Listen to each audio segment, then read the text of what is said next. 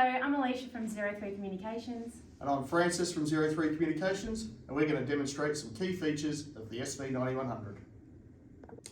Just want to show you a couple of the key features within the DT820 6-button handset. We have our volume control here. Simply off hook, that will control your volume. If you're on the handpiece, that will control the up and down volume.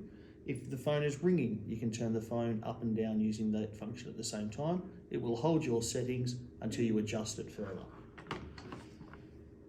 Here at 9 o'clock, you simply push this button here and you can scroll through your recently dialed numbers. When you find the number you want, just simply pick up the handset and it will dial that number. Up the top here, we have a list button. We can push that list button. We have two functions here. We have our caller ID and our Redial. Caller ID will scroll through the numbers that you have recently received a phone call on.